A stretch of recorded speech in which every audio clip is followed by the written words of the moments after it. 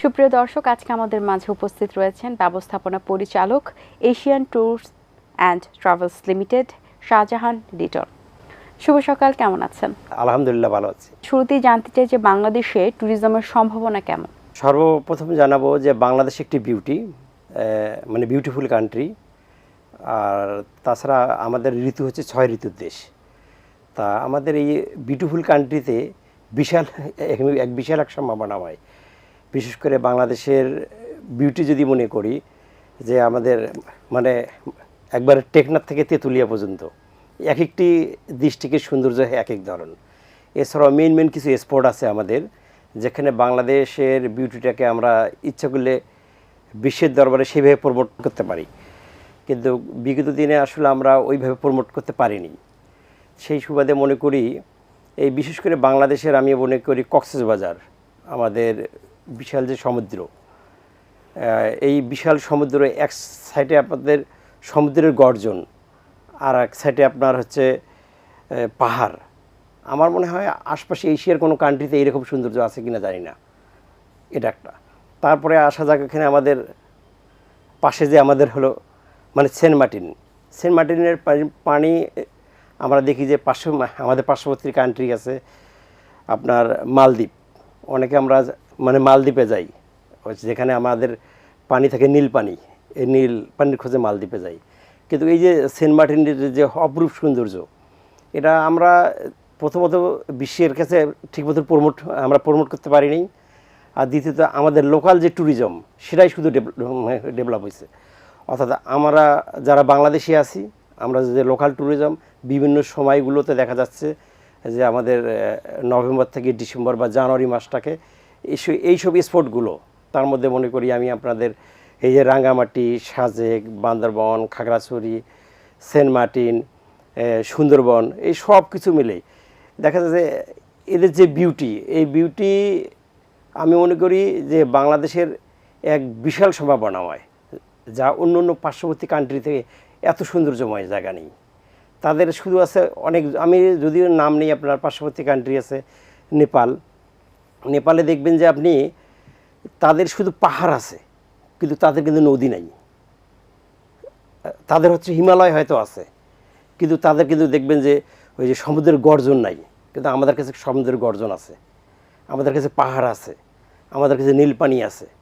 তাই আমি মনে করি বাংলাদেশের প্রেক্ষাপটে যে এই আমাদের যে বিউটি, এই বিউটিটা যদি আমরা বেশি মানে প্রমোট করতে পারি, তাহলে আমার বিশ্বাস যে বিদেশি পর্যটক বাংলাদেশে আসবে। আপনার কাছে আর কি কারণ মনে হয় যে বিদেশি যারা আছেন, বিদেশি ট্যুরিস্ট যারা আছেন, তারা কেন আমাদের দেশে আসছেন না? বিদেশি পর্যটক বাংলাদেশে না আসার পিছনে কয়েকটি কারণ আছে। সেটা হচ্ছে বাংলাদেশে আসলে আমরা ওইভাবে প্রমোট করি নি। আমি দেখেছি এই ট্যুরিজম লাইনে প্রায় 10 ইয়ার্স হবে আমার প্লাস ট্যুরিজম লাইনে। বাংলাদেশে যতগুলো আপনার হয়েছে আপনার ট্যুরিজম ফেয়ার, বিভিন্ন জায়গাতে বাংলাদেশে যে ট্যুরিজম ফেয়ারগুলো হয়, আমি দেখছি ম্যাক্সিমাম ট্যুরিজম ফেয়ারগুলোতে বিদেশি যে ট্যুরিজম যে কোম্পানিগুলো, তারা কিন্তু এখানে এসে স্টল দেয়।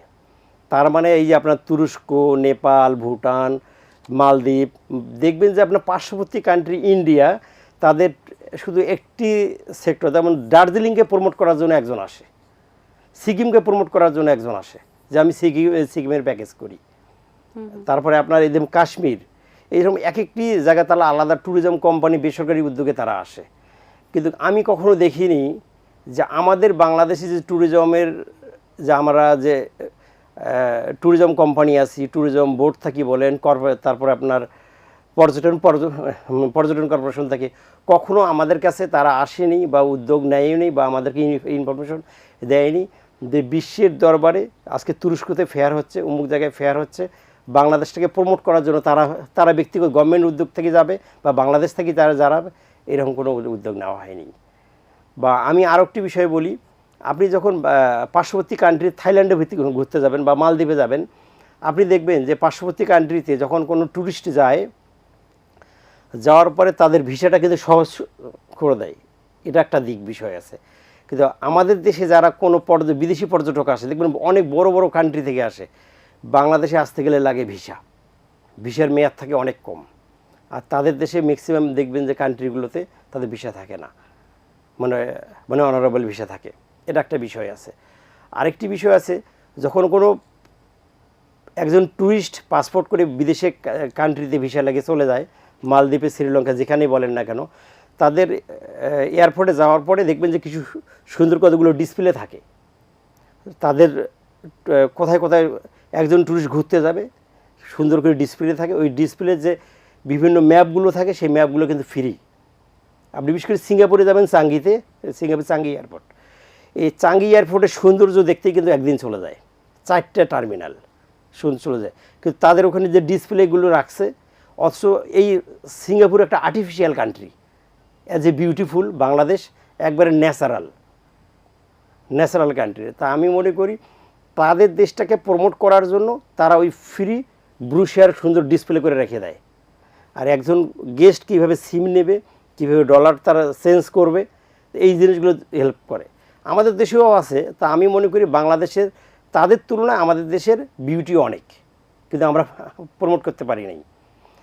আমি জানি না, শুধু ওয়েবসাইটেই আছে হয়তো, বা দেখা যাচ্ছে যে আলাদা আলাদা জোন ওয়াইজ, বা তাদের উদ্দেশ্য বলবো বর্তমান এই আমাদের যে তরুণ যে প্রজন্ম, এই তরুণ প্রজন্মের কাছেও দাবি থাকবে, যারা ইউটিউবার আছে, আর তারা যদি এই জায়গাগুলো তুলে ধরে, সৌন্দর্য জায়গাগুলো, তাহলে আরেকটি বিষয় বলি, যারা ইউটিউবার আছে ম্যাক্সিমাম তারা আমাদের দেশের ভাষায় কিন্তু তারা কথা বলে, অর্থাৎ বাংলা ভাষায় কথা বলে।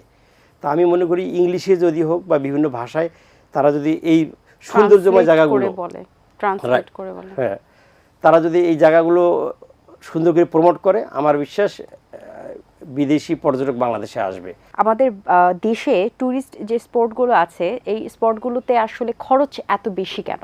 এই যে আমাদের দেশের ট্যুরিস্ট স্পটকে দেখেন, বাংলাদেশের অর্থনৈতিক দিয়ে আমরা কতটুকু আছি এটা আপনি জানেন, আমাদের যারা আছেন দর্শক তারাও জানেন। কিন্তু এই যে পার্শ্ববর্তী দেশ দেখেন, থাইল্যান্ড, বাংলাদেশে একজন 5 স্টার হোটেলে যদি কক্সবাজারের হোটেলে যে কস্টিং দিয়ে একটা 5 স্টার হোটেল বা 4 স্টার হোটেলে যে কস্টিং হয়, সেটা থাইল্যান্ডের বুকে সেখানে দেখবেন যে 7 স্টার হোটেল পাওয়া যাবে। 7 স্টার হোটেল, তাদের বুফে যে পরিমাণ আইটেম আছে তার ডাবল আইটেম তাদের পাওয়া যায়। কিন্তু আমি দেখছি বাংলাদেশে ম্যাক্সিমাম ট্যুরিজম স্পটগুলোতে একটু ট্যুরিস্টের লোকাল ট্যুরিজম, তবু বিদেশি ট্যুরিস্ট না, লোকালে যারা ট্রাভেলিং করে তাদের ক্ষেত্রে এই নির্দিষ্ট সময়ের আসলেই নভেম্বর, ডিসেম্বর, জানুয়ারি, তারা যে কোনো হোটেল, মোটেল, রিসোর্ট, ট্রান্সপোর্ট থেকে শুরু করে সবগুলোর দাম অনেক। তা আমি মনে করি এটা গভর্নমেন্টের একটা মিসম্যানেজমেন্ট। আমার বিশ্বের যারা দায়িত্বরত আছেন, বিশেষ করে ট্যুরিজম শিল্প নিয়ে যারা দেখতেছেন, পর্যটন হলো শিল্প নিয়ে যারা দেখতেছেন, অর্থাৎ ট্যুরিজম বোর্ড, তারপর হলো পর্যটন কর্পোরেশন, এই সব জায়গাগুলোতে অবশ্যই নজর দেওয়া দরকার। আর বিশেষ করে ট্যুরিস্ট পুলিশ ইদানিং অনেক তৎপর দেখতেছি বাংলাদেশে, তারাও বিভিন্নভাবে হেল্প করতেছেন। তা আমার বিশ্বাস এই ট্রেডটা যদি আরও প্রমোট করা যায়। আরেকটি বিষয়, আপনাদের এটিএন বাংলাকে অনেক সাধুবাদ জানাবো এই সুন্দর একটি আয়োজন করার জন্য। আর বিশেষ করে আরেকটা দাবি থাকবে, বিশেষ করে এই যে ট্যুরিজম শিল্পটাকে আরেকটু প্রমোট করা যায় এইভাবে, যেমন আমি দেখেছি পার্শ্ববর্তী দেশ যখন ইন্ডিয়ায় কেউ ট্রাভেল করে, বা কাশ্মীরে, বা এই যে দার্জিলিংয়েও দেখেছি, যখন আমরা একটা জায়গায় ট্রাভেলিং করি, ভিজিট করতে যাই, তখন অনেকে আসি যে এই জায়গায় বলে এই জায়গায় শাহরুখ খান শুটিং করছে, সিনেমার শুটিং। এই যে আর্টিস্ট অ্যাক্টরদের কথা বলে, তার মানে ওই জায়গায় শাহরুখ খান কিন্তু দাঁড়ায় নাই, যার শুধু ওই গানের একটা শুটিং হয়েছে। গান ওই যেমন ভাইজান গানের শুটিং হয়েছে কোথায়, সেই হলো আপনার কাশ্মীরে, ভাইজান। তাই এই যে সেখানে শুটিং, ওই যে স্পটে শাহরুখ খান দাঁড়ায় নেই, বা হলে সেখানে বাচ্চাটা দাঁড়ায় নেই, কিন্তু ওই জায়গাটাতে ছবি তোলার জন্য শত শত টুরিস্ট দাঁড়ায়, মার্কেটিং করেছে আসলে, তাই এই যে প্রমোট করে। তা আমার বিষয়ে বাংলাদেশে যারা আর্টিস্ট অ্যাক্টর আছে, সিনেমার পরিচালক, প্রযোজক, তাদের উদ্দেশ্যেও দাবি থাকবে বাংলাদেশের এই যে আমাদের ট্যুরিজম শিল্পটাকে কীভাবে প্রমোট করা যায়, সেটা একটা দাবি থাকবে আর কি আপনাদের উদ্দেশ্যে। আচ্ছা, এবং আমরা আরেকটি বিষয় যেটি দেখেছি ট্যুরিস্টের ক্ষেত্রে, যে নিরাপত্তার বিষয়টি একটু প্রবলেম আছে, এবং এটা নিয়েও অনেক সময় কথা হয়েছে। সো নিরাপত্তার বিষয়টা আরেকটু জোরালো করার বিষয়ে আপনার মতামত কি? বাংলাদেশ এখন মোটামুটি ইনশাল্লাহ অনেক নিরাপত্তা আসছে। তারপরেও দেখি যে বিদেশে একজন ট্যুরিস্ট বা ট্রাভেলার রাতের 12টা, 1টা, 2টা এই সময় যে কোনো মুহূর্তে একজন ট্যুরিস্ট সে কিন্তু মানে বের হচ্ছে, মানে ভালো লাগতেছে না হোটেল মোটেলে, সে কিন্তু বের হয়। কিন্তু বাংলাদেশের প্রেক্ষাপটে রাত 9টা 10টা, আর ম্যাক্সিমাম হোটেল মোটেলগুলো তো নির্দেশিকা দেওয়া থাকে 10টার পরে বা 12টার পরে কোনো ট্যুরিস্ট বাইরে যাওয়া এলাও না। তার মানে আমরা নিরাপত্তা এখানে নেই। তা আমি মনে করব যে ট্যুরিস্ট পুলিশ এই দিক দিয়ে অবশ্যই তৎপর থাকবে, আর বাংলাদেশের নিরাপত্তা যাতে আরও আমাদের বাড়ানো হয়, বিশেষ করে এই যে ট্যুরিস্ট স্পটগুলোতে, ঠিক আছে। আর এই যে ট্যুরিস্ট স্পটগুলোতে বিভিন্ন যে ফুডগুলো থাকে, খাবার বিশেষ সময় আসলে সেখানে খাবারের দাম বাড়ায় দেওয়া হয়। তা আসলে আমার মনে হয় এটা সবগুলোরই ঘুরে ফিরে একটাই আসি যে বেসরকারি উদ্যোগকে কোনো যদি গভর্নমেন্ট দায়িত্ব দেয় তারাও উদ্যোগ নিতে পারে।